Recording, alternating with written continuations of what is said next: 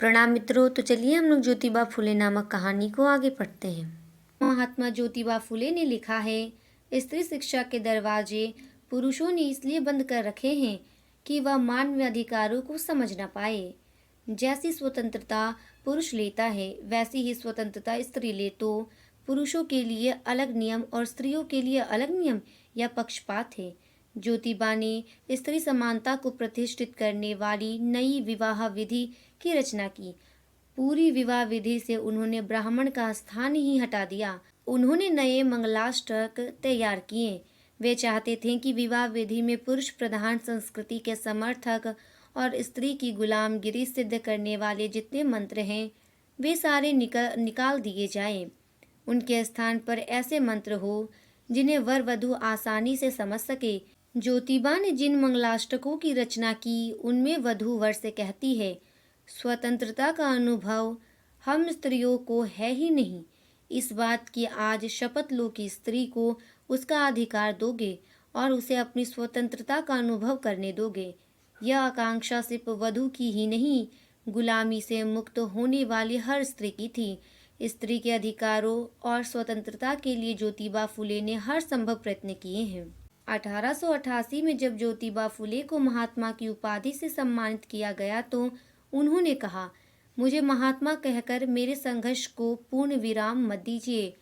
जब व्यक्ति मठाधीश बन जाता है तब वह संघर्ष नहीं कर सकता, इसलिए आप सब साधारण जन ही रहने दें, मुझे अपने बीच से अलग ना करें। महात्मा ज्योतिबा फुले की सबसे बड़ी विशेषता यह थी कि वे जो कहते थे उसे अपने आचरण और व्यवहार में उतार कर दिखाते थे। इस दिशा में अग्रसर उनका पहला कदम था अपनी पत्नी सावित्रीबाई को शिक्षित करना। ज्योतिबा ने उन्हें मराठी भाषा ही नहीं, अंग्रेजी लिखना पढ़ना और बोलना भी सिखाया। सावित्रीबाई की भी बचपन से शिक्षा में रुचि थी और उनकी ग्राह्य शक्ति तेज थी। उनके बचपन की ये घटना बहुत प्रसिद्ध है। 6-7 साल की उम्र में वह हाट बाजार अकेली ही चली जाती थी। एक बार सावित्री शिखर गांव के हाट में गई। वहां कुछ खरीद कर खाते खाते उसने देखा कि एक पेड़ के नीचे कुछ मिशनरी स्त्रियां और पुरुष गा रहे हैं। एक लाट साहब ने उसे खाते हुए और रुककर गाना सुनते देखा तो कहा, इस तरह रास्ते में खाते खाते घूमना अच्छी बात नहीं है। सुनते ही सावित्री ने हाथ का खाना फेंक दिया। लाट साहब ने कहा, बड़ी अच्छी लड़की हो तुम, यह पुस्तक ले जाओ। तुम्हें पढ़ना ना आए तो भी इसके चित्र तुम्हें अच्छे लगेंगे। घर आकर सावित्री ने वह पुस्तक अपने पिता को दिखाई। आग बबूला होकर पिता ने उसे कूड़े में फेंक दिया। ईसाइयों से ऐसी चीजें लेकर तू भ्रष्ट हो जाएगी और सारे कुल को भ्रष्ट करेगी। तेरी शादी कर देनी चाहिए। सावित्री ने वह पुस्तक उठाकर एक कोने में छुपा दी। सन 1840 में ज्योतिबा फुले से विवाह होने पर वह अपने सामान के साथ उस किताब को सहेज कर ससुराल ले आई और शिक्षित होने के बाद वह पुस्तक पढ़ी। 14 जनवरी 1848 को पुणे के बुधवार पेठ निवासी भीड़े के बाड़े में पहली कन्याशाला की स्थापना हुई। पूरे भारत में लड़कियों की शिक्षा की यह पहली पाठशाला थी। भारत में 3000 सालों के इतिहास में इस तरह का काम नहीं हुआ था। शूद्र और शूद्राति शूद्र लड़कियों के लिए एक के बाद एक पाठशालाएं खोलने में ज्योतिबा फुले और सावित्री बाई को लगातार व्यवधानों, अड़चनों, लांछनों और बहिष्कार का सामना करना पड़ा।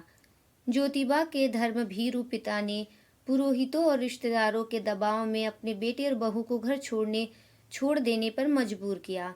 सावित्री जब पढ़ने के लिए घर से पाठशाला तक जाती तो रास्ते में खड़े लोग उसे गालियां देते, थूकते, पत्थर मारते और गोबर उछालते। दोनों पति पत्नी सारी बाधाओं से जूझते हुए अपने काम में डटे रहे।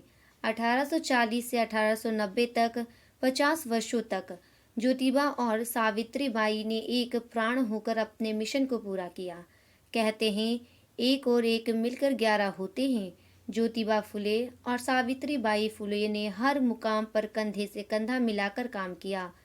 मिशनरी महिलाओं की तरह किसानों और अछूतों की झुग्गी झोपड़ी में जाकर लड़कियों को पाठशाला भेजने का आग्रह करना या बाल हत्या प्रतिबंधक गृह में अनाथ बच्चों और विधवाओं के लिए दरवाजे खोल देना और उनके नवजात बच्चों की देखभाल करना, या महार, चमार और मांग जाति के लोगों की एक घूंट पानी पिलाकर प्यास बुझाने की तकलीफ देखकर अपने घर के पानी का हौद सभी जातियों के लिए खोल देना। हर काम पति पत्नी ने डंके की चोट पर किया और कुरीतियों, अंधश्रद्धा और पारंपरिक अनीतिपूर्ण रूढ़ियों को ध्वस्त कर दलितों, शोषितों के हक में खड़े हुए। आज के प्रतिस्पर्धात्मक समय में जब प्रबुद्ध वर्ग के प्रतिष्ठित जाने माने दंपति साथ रहने के कई वर्षों के बाद अलग होते ही एक दूसरे को संपूर्णता नष्ट भ्रष्ट करने और एक दूसरे की जड़ें खोदने पर